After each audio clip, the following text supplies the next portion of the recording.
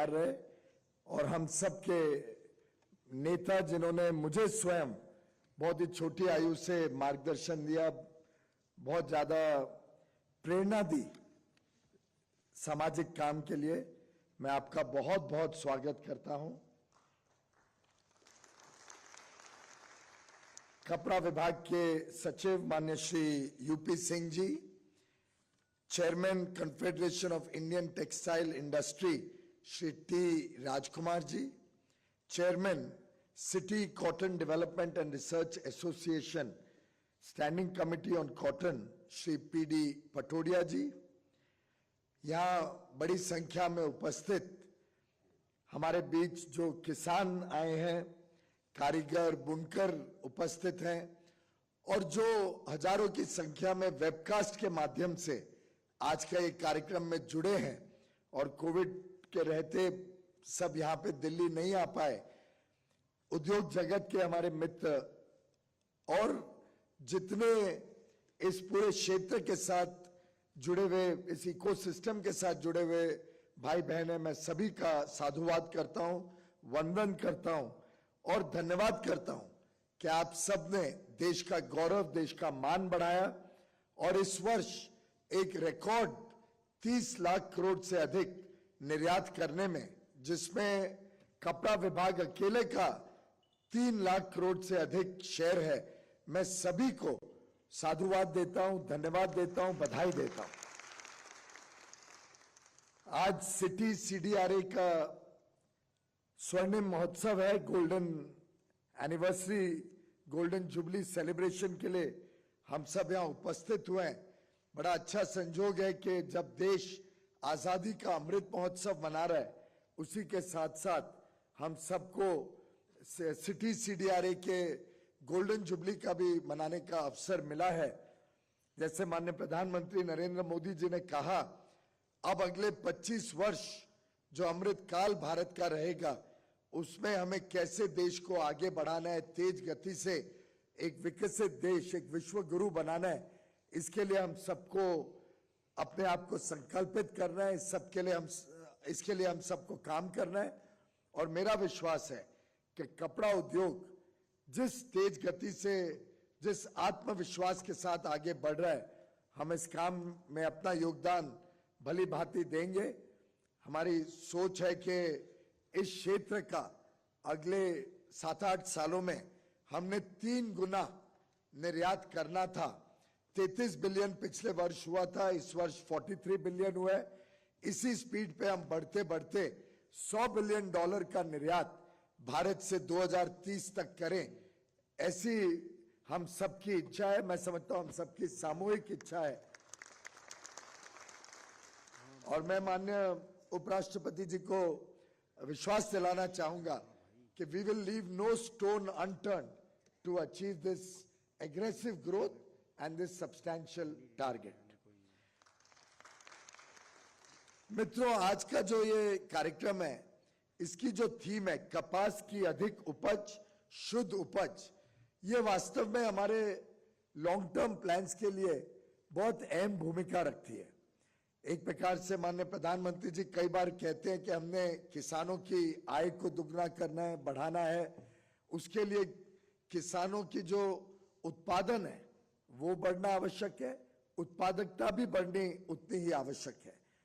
मैं CITI-CDRA को मुबारकबाद दूंगा, जिन्होंने कई सारे योजनाओं द्वारा इस काम में लगभग 90,000 कपास के किसानों को जोड़ा है और एक समुच्चय विकास हो इस क्षेत्र का, उसकी चिंता की है। कपास ये कोई एक फाइबर नहीं है सिर्फ, ये एक प्रकार से भारतीय संस्कृति का प्रतीक है। हमारी जीवन शैली, हमारी परंपराओं में कपास का जिक्र हमें बार बार देखने को मिलता है। वैसे तो 3000 सालों से भारत से बने हुए टेक्सटाइल्स, कपड़े की प्रसन्नता पूरे विश्व में इसको बड़े प्रभावी रूप से हम निर्यात कर रहे हैं। कहा जाता है कि मार्को पोलो ने 13वीं सदी में या वास्को दा गामा ने 15th सेंचुरी में एक प्रकार से भारत के कपड़े की उच्च स्तरीय गुणवत्ता की बहुत तारीफ की थी। मुझे लगता है कि 17वीं सेंचुरी तक अगर हम देखें तो हमारे भारत का कैलिको या चिन्स जो अलग अलग प्रकार के कपास के फैब्रिक्स बनते थे, ये पूरे यूरोप में इसका प्रभाव देखने को मिलता था।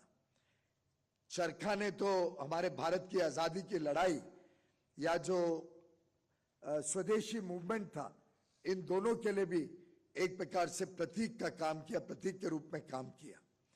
मुझे लगता है अब हम सबको मिलके आत्मनिर्भर भारत के जो ये पूरी प्रवाह है, जो जर्नी है, इसको पूरी तरीके से सफल बनाना है।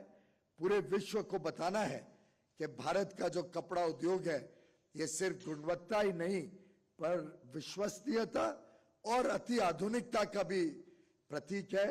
और विश्व भर में भारत के टेक्सटाइल्स, भारत के कपड़ा उद्योग के प्रोडक्ट्स की सराहना हो, उसके लिए बड़ी मार्केट मिले। जैसा पूर्व में वक्ता ने बताया, हम पूरी तरीके से लगे हैं कि नए नए विकसित देशों के साथ करार किया जाए। अब ऑस्ट्रेलिया में जो भी हमारा सामान जाएगा, 100% किसी भी प्रकार का सामान ऑस्ट्रेलिया जाएगा, उस पे 0 ड्यूटी लगेगी। इसी प्रकार से UAE, United Arab Emirates, Dubai, जिसको हम ज्यादा अधिक अबू धाबी, दुबई वगैरह हम जानते हैं, यहां भी कपड़ा उद्योग से बने हुए सभी वस्तुओं को 0 इंपोर्ट ड्यूटी पे, 0 शुल्क पे हम अभी निर्यात कर सकेंगे। हमारी कोशिश है कि यूरोप में, यूके में, कनाडा में, जीसीसी जो बाकी मिडिल ईस्ट कंट्रीज हैं, इन सब में भी 0 ड्यूटी पे भारत के कपड़ा उद्योग को एक्सेस मिले। हम तेज गति से वहां पे चर्चा में लगे हुए हैं। हम सब जानते हैं कि कुछ पाने के लिए कुछ देना भी पड़ता है। इस भावना के साथ कि जो लेबर इंटेंसिव इंडस्ट्री है, जहां लोगों को अधिक रूप में रोजगार मिले, लोगों को काम करने का अवसर मिले, ऐसे क्षेत्रों में हम प्रभावी रूप से विश्व में अपने सामान का निर्यात कर सकें, इसको हम प्राथमिकता दे रहे हैं। और इसके रहते कुछ सामान अगर भारत में भी बाहर से आते हैं, खासतौर पे कुछ हाई टेक्नोलॉजी मशीनरी, कुछ ऐसे रॉ मटेरियल्स जो भारत में पर्याप्त मात्रा में नहीं है, कुछ ऐसे मिनरल्स जो भारत में नहीं है, तो मुझे लगता है वो भी देश हित के लिए अच्छा है। क्योंकि सस्ते में मिनरल्स या रॉ मटेरियल्स, इंटरमीडिएट्स आएंगे तो भारत की कंपेटिटिवनेस, स्पर्धा में खड़े होने की क्षमता और सुधर जाएगी। साथ ही साथ अच्छी मशीनरी, अच्छी क्वालिटी के टेक्नोलॉजी जब भारत में आएगी तो उससे हमारा जो उत्पादन है वो भी अच्छा बनेगा। उस उत्पादन की विश्व में डिमांड बढ़ेगी और हम स्पर्धा में खरे उतर पाएंगे।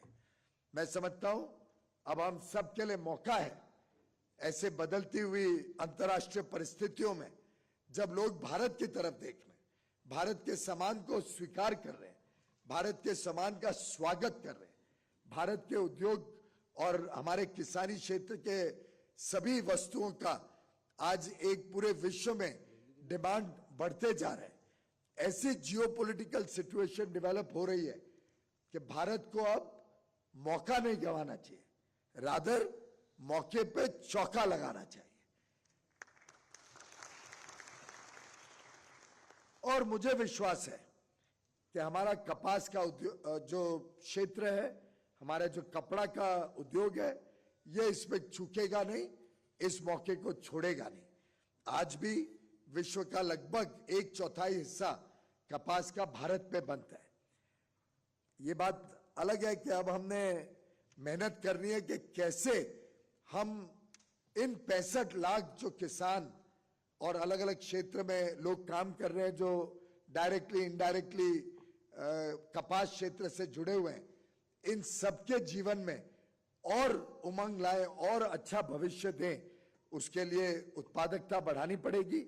आज जो हमारा लगभग 500 किलो प्रति हेक्टेयर उत्पादन है, ये दुनिया के एवरेज से आधा है लगभग, और अगर कुछ विकसित देश देखें तो उनसे लगभग 1/4 है।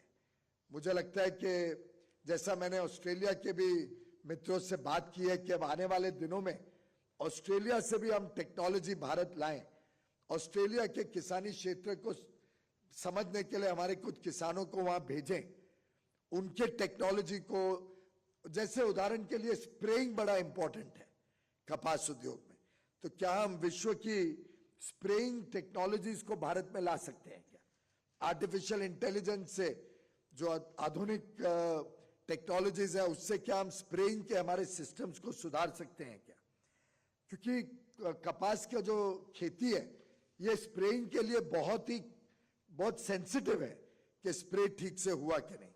इसको डेटा को इस्तेमाल करके हम इसमें अगर किसानों को समझाएंगे, किसानों को जोड़ के उनकी भी इस क्षेत्र में अच्छी नॉलेज बढ़े, इन टेक्नोलॉजीज को समझे, तो मुझे लगता है कि बहुत अधिक लाभ किसानों का भी हो सकता है और भारत के कपड़ा उद्योग को भी पर्याप्त मात्रा में और अच्छी गुणवत्ता वाला कपास मिलने की संभावना बढ़ सकती है।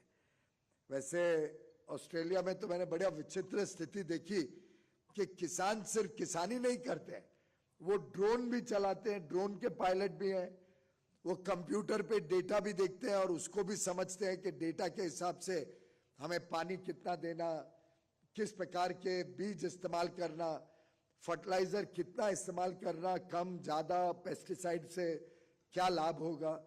तो एक प्रकार से agri scientist, agri pilot, agri data analyst इस रूप में हमारे किसानों को भी हमें तैयार करना है।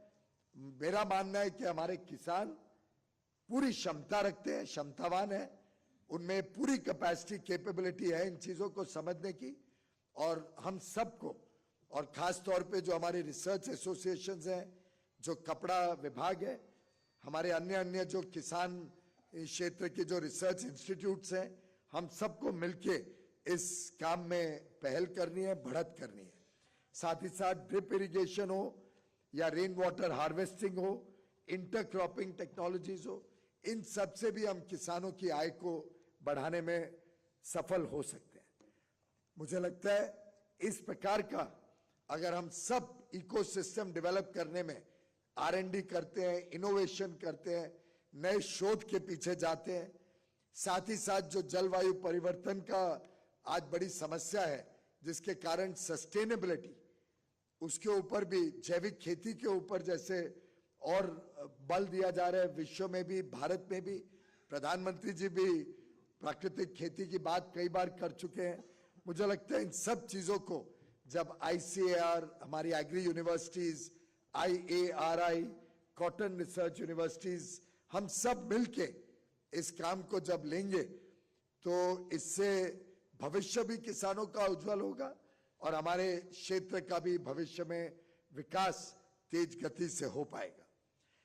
मैं समझता हूं विदेश से जो कॉटन आ रहा है, जो कापूस आता है, एक्स्ट्रा लॉन्ग स्टेपल या लॉन्ग स्टेपल, इस पे भी हमें निर्भरता अपनी कम करनी चाहिए और भारत में कैसे अच्छी गुणवत्ता वाला कॉटन बने, इसके बारे में भी हम सबको मिलकर चिंता करने की आवश्यकता है। प्रधानमंत्री जी ने एक नया विजन दिया था जिसको 5F कहा गया था। 5F यानी farm to fibre, fibre to factory, factory to fashion और फैशन से फॉरेन। मुझे लगता है हम सबको मिलके इस कल्पना को भी आगे बढ़ाने में अपना योगदान देना आवश्यक है।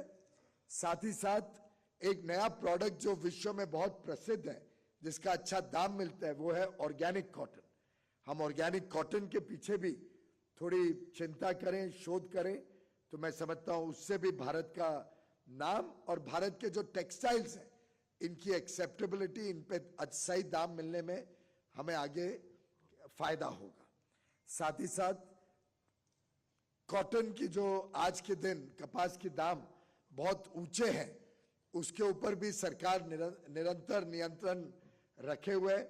उसका प्रभाव टेक्सटाइल क्षेत्र पे भी हो रहा है, लेकिन एक जरूर है कि हमें इक्विलिब्रियम, राइट बैलेंस, जैसे किसानों को भी सही दाम मिले और सही दाम पे कॉटन उपलब्ध हो, जिससे हम टेक्सटाइल में हमारा निर्यात बढ़ा सके, कॉटन का हमारा निर्यात बढ़ा सके, इसको बैलेंस करने की आवश्यकता है। साथ ही साथ जो आज देश में बीइंग वोकल फॉर लोकल जो एक नई एक प्रकार से मूवमेंट शुरू हुई है, और जो देश में एक नया आह्वान दिया है प्रधानमंत्री जी ने, लोकल गोज ग्लोबल, कि भारत के वस्तु भारत की डिमांड भी पूरी करे, और भारत की डिमांड अच्छी गुणवत्ता वाली जब देंगे तो साथ ही साथ विश्व में भी भारत का सामान ग्लोबल स्टेज पे बड़े रूप में जा सकेगा। जैसे कि हमारा कस्तूरी कॉटन है, वो एक विश्व में आज प्रसिद्ध कॉटन है, इसका विश्व भर में इसकी अच्छी दाम मिलती है।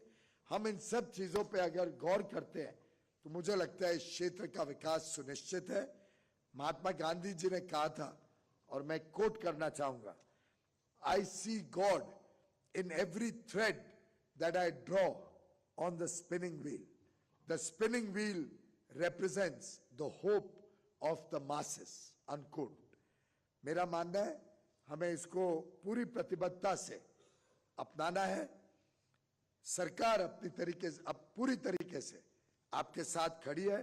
अपना पूरा समर्थन आपको देने के लिए मैं विश्वास दिलाता हूं। कपड़ा उद्योग अच्छी तरीके से विकसित तरीके से आगे बढ़े, ये हम सबकी सामूहिक संकल्प है, और हम सब मिलके, मेरा विश्वास है भविष्य में अंतर्राष्ट्रीय पटल पर भारत के कपड़ा उद्योग को बड़े रूप में, प्रभावी रूप में लेके जाएंगे। एक आत्मनिर्भर भारत में कपड़ा उद्योग भी आत्मनिर्भर बने, कपड़ा उद्योग का भी बड़ा योगदान हो आत्मनिर्भर भारत के लिए। इस कॉन्फिडेंस के साथ, इस संकल्प के साथ हम सब माननीय उपराष्ट्रपति जी को सुनेंगे और उनके मार्गदर्शन के लिए हम सब उत्सुक हैं।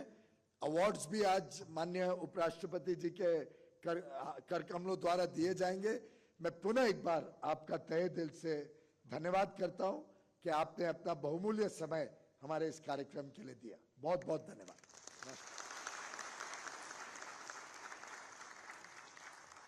बहुत बहुत धन्यवाद माननीय, आपके आत्मीय संबोधन के लिए। Thank you sir. कपास के धागे की रील मानो समय की रील में गुथ गई हो, बुन गई हो। प्राचीन से आधुनिक तक का ताना बाना है हमारी कॉफी टेबल बुक, जिसमें समय चक्र ने अपने रंग भी छिटकाए हैं। It also describes how technology has impacted the cotton sector as a whole. इसमें इंडस्ट्री लीडर्स के, एक्सपर्ट्स के आर्टिकल भी हैं।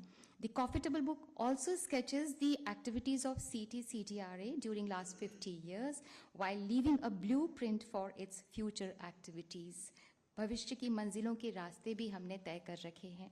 अब हम विनम्र विनती करते हैं माननीय उपराष्ट्रपति जी आपसे कि कृपया सीटी coffee table book millennium shades of cotton का विमोचन अपने कर कमलों द्वारा करें। The book has been conceptualized and reviewed by the former Secretary General of CITI, Shri D.K. Nair, and Quad Investors Advisory LLP New Delhi was the project implementing agency. Millennial Shades of Cotton.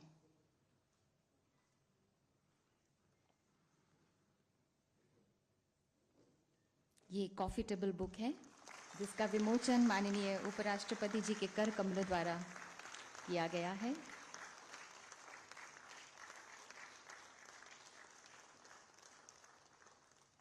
बहुत बहुत धन्यवाद माननीय उपराष्ट्रपति जी।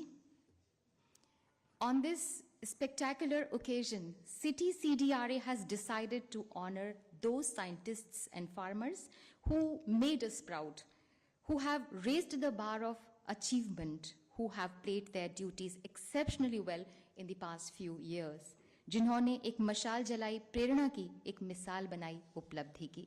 अब हम विनम्र विनती करते हैं माननीय उपराष्ट्रपति जी आपसे कि कृपया CITI-CDRA प्रोजेक्ट एरियाज के फार्मर्स तथा लीडिंग साइंटिस्ट्स को अपने कर कमलों द्वारा पुरस्कारों से सम्मानित करें।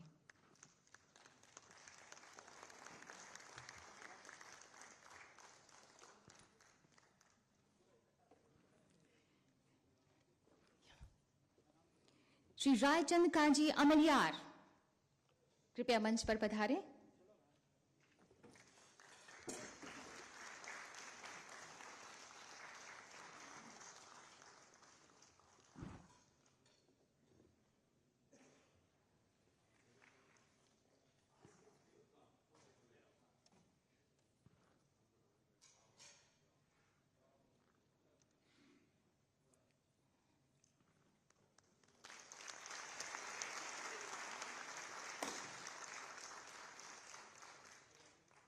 श्री दिनेश रामा डाबी,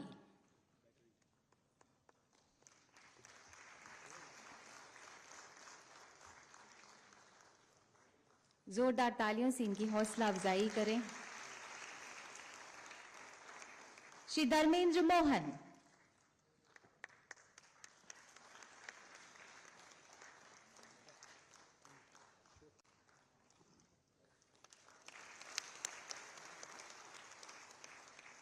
श्री कैलाश माला सिंगाद,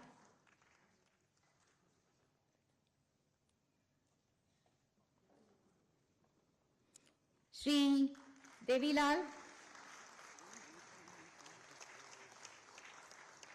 जी मंच पर जाइए। श्री मदन सिंह, आप भी आइए मंच पर। श्रीमती बहरी देवी, आप भी आ जाइए। श्री बहरूलाल, आप भी आ जाइए।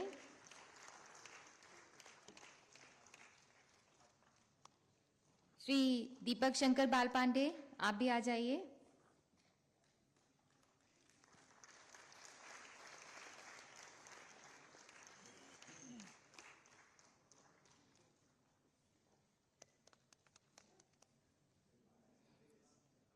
श्रीमती बहरी देवी जी अभी पुरस्कार ग्रहण कर रही हैं। उसके बाद श्री बेरूलाल, श्री दीपक शंकर बाल पांडे, श्री रविंद्र वसंत वैद्य,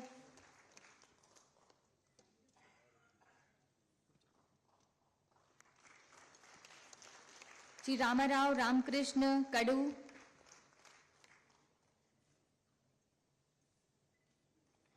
जोरदार तालियों से इनका उत्साहवर्धन करते रहें। Shri Bhanudas Uddhav Bodhane, doctor Sujit Kumar Shukla, principal scientist CIR-COT Nagpur,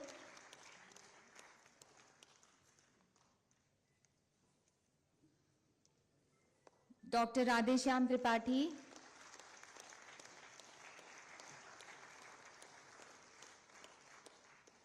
Shri Purushottam N Sharma, Shri Govind H वैराले,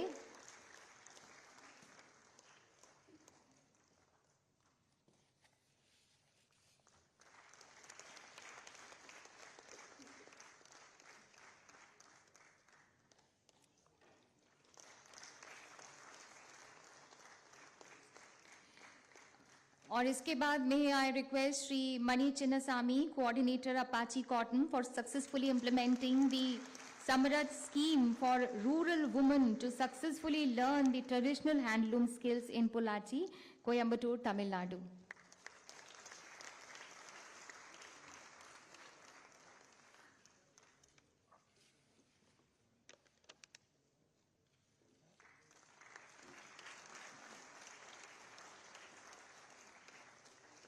सभी पुरस्कार विजेताओं को बहुत बहुत बधाई और शुभकामनाएं। कोटि कोटि धन्यवाद माननीय। Ladies and gentleman, the time has arrived for that momentous occasion.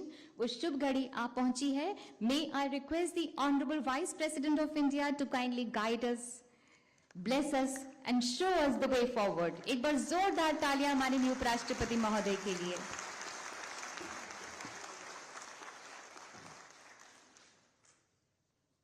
केंद्र सरकार में वरिष्ठ मंत्री Shri Piyush Goyal ji, Shri T Rajkumar, chairman Confederation of Indian Textile Industry CII, Shri PD Patodia ji, chairman standing committee on cotton and CITI, past chairman of CITI, Shri Rakesh Mehra, deputy chairman CITI, Shri Upendra Prasad Singh, secretary सचिव textile ministry, Shri Prem Malik, Co-Chairman Standing Committee on Cotton of CITI-CDRA and past Chairman CITA, और देश भर से आए हुए विशिष्ट अतिथिगण, किसान भाइयों और बहनों और मित्रों, मैं मन में बहुत प्रसन्न हूँ क्योंकि जो आज का जो कार्यक्रम है, एक golden jubilee celebration of CIT, आज़ादी का अमृत महोत्सव के संदर्भ में उसके साथ एक कार्यक्रम आप लोग कर रहे। मैं पहले टेक्सटाइल मंत्रालय को और आपका एसोसिएशन को मैं हृदय से अभिनंदन देना चाहता हूँ।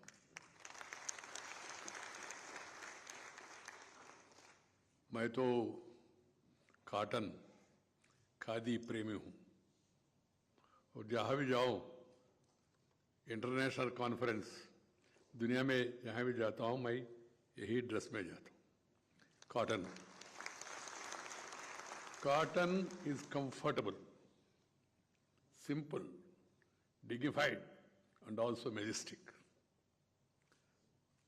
and also cotton was our livelihood.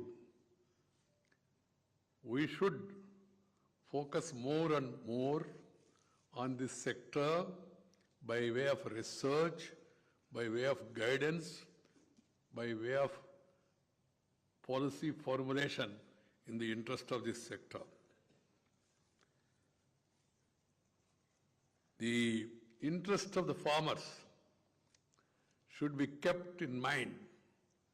It should be uppermost in our mind of the government, policy makers, as well as the industry. Because the farmers, unless they produce cotton, we cannot have all this. This has to be understood by one and all. My hearty congratulations to the CITI, Cotton Development and Research Association, for completing 50 years of its existence and the seed development service in the Indian cotton sector.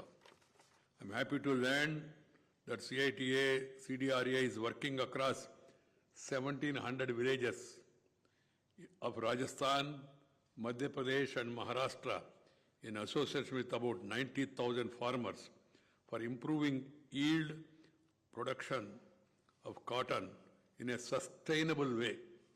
Sustainable development के लिए sustainable way में इस sector को मदद करना बहुत आवश्यक है. Before proceeding further, I take this opportunity to congratulate all the Indian industry leaders and stakeholders for achieving the target of $400 billion goods export during the year 2021-22. 400 billion goods, 400 plus, which is about 37% higher than the previous year. This achievement clearly shows India is raising manufacturing competitiveness, commitment to quality and its reliability, and reflects the success of Vocal for Local and Atmanirbhar Bharat campaigns. Friends, cotton has a special place in Indian civilization. With the history of over 5,000 years of producing the finest hand-spun fabrics, India was world-renowned for its cotton products. Cotton also played a crucial role in our freedom movement. Starting with the Swadeshi movement, the spinning of khadi and charka became a great symbol of Swaraj, and that led to the rise of national consciousness. Connecting the poor and the rich, peasants and craftsmen, and people from all the religions, cotton was one of the most important binding factor for people to fight against the British Raj. This importance of cotton to Indian people and the Indian economy has not diminished over the years. It's well known that cotton-based textiles are the mainstay of the Indian textile and apparel industry. Along with the largest acreage of cotton cultivation in the world, India is the largest producer of cotton globally, accounting for about 23% of the world's total cotton production. The cotton textile industry today is the second largest employer in the country after agriculture, while also sustaining the livelihood of an estimated 6.5 million cotton farmers and driving a large export market. Thus, cotton is certainly still at the core of the Indian economy. My dear sisters and brothers, despite its importance to our economy, cotton yield in India is still low when compared to other major cotton growers in the world. While countries like China, Brazil and Turkey have been able to achieve yields as high as about 1800 kgs lint per hectare.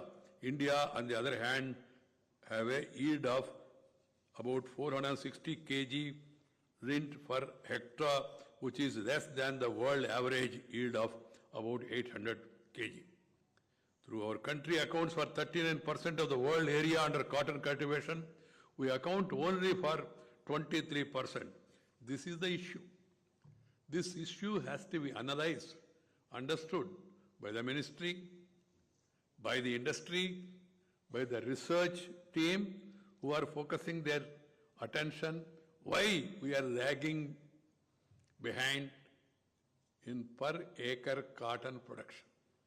It's a very serious matter because Indian farmers have the ability to understand what, and if they need proper counseling, proper seeds and proper cultivation methods, if they are passed on to the cotton farmers, I'm sure they will definitely excel.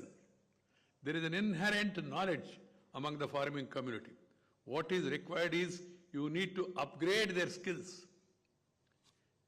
This technology mission and the other research organizations, it should be foremost in the minds of these people, how to increase cotton production in India, not the acreage per acre. This has to be understood by one and all, and it's a serious mission. We must take this as a mission with a passion for the sake of the nation. We have to understand this challenge, and I am confident in the days to come, our farmers, ably assisted by researchers and by industry, will be able to move faster in this direction. I understand that the technology mission on cotton, unique scheme launched by former Prime Minister Sri Atal Bihari Vajpayee, enabled the country to become the world's largest cotton producer by increasing the yield per hectare from 275 kgs to 585 kgs. Today, there is every need to bring technology mission on cotton 2.0 in an upgraded format. We need to improve our seed technology, increase yield, give thrust for agronomy research, adopt global practices, produce clean and high quality cotton and brand it better to improve the farmer's income and enhance the global competitiveness of the textile industry. We must also improve our planting density, which is only at 5,000 to 7,000 plants per acre compared to China and America, which grow more than 50,000 to 1 lakh plants per acre. We must also give impetus to mechanization of cotton harvest. All these inputs will go a long way on improving our cotton productivity. These figures really are surprising. If they are true, as per the information that is given to us, it's a challenge before the Indian farmers. I understand that we consume around 20 lakh bales of extra long staple. ELS cotton, we produce only around 5 lakh bales and import the balance from countries like America and Egypt. I also understand that the demand for sustainable cotton and organic cotton has been increasing over the years. Going forward, India must cement its place as a world leader in cotton by giving more thrust to specialty cotton like ELS cotton, organic cotton, and sustainable cotton. CDRA must work with cotton growers and create awareness on the benefits of growing these varieties of cotton. Our researchers, our technological people, they should visit fields frequently, interact with the farmers, guide them in a proper way, pass on to them the needed technologies. My dear sisters and brothers, while we have a strong global footprint in cotton yarn, we have to improve our competitiveness in fabrics and apparels. Similarly, our small-scale business need better hand-holding and technological support to become globally competitive. I must compliment the government for aiding this sector through the amended Technology Upgradation Fund scheme. to give a boost to the small-scale firms.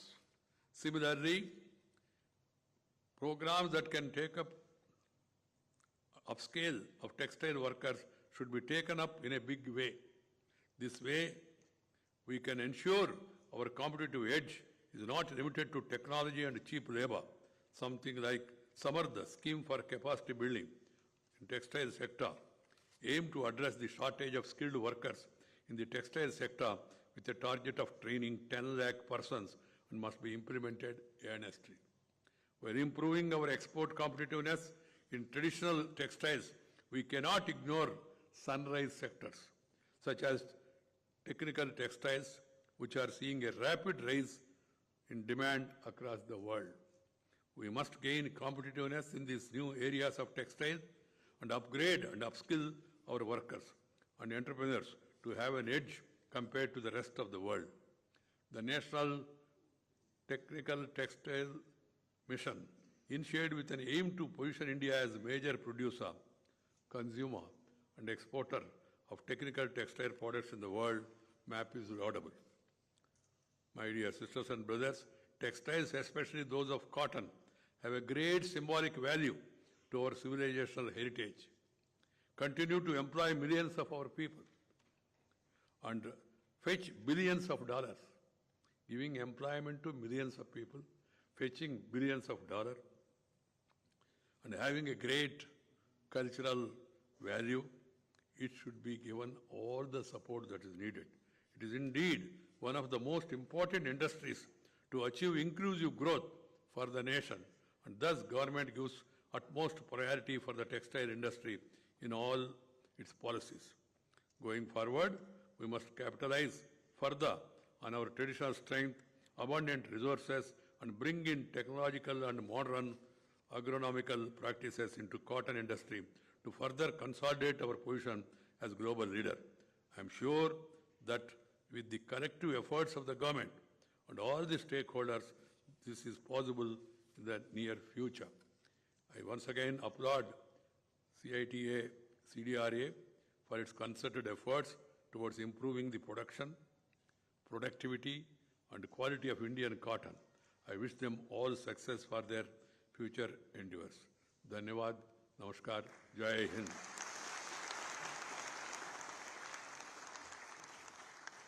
कोटि कोटि धन्यवाद माननीय उपराष्ट्रपति जी आपकी प्रेरणा के लिए।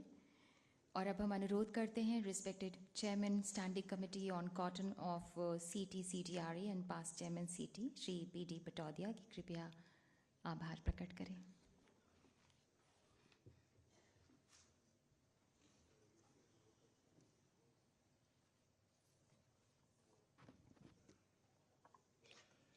His Excellency, Honorable Vice President of India, Sri M. Venkaiah Naidu ji, Honorable Union Textiles, Commerce and Industry, Consumer Affairs, Food and Public Distribution, Sri Piyush Goyal ji, respected Secretary Textiles, Upendra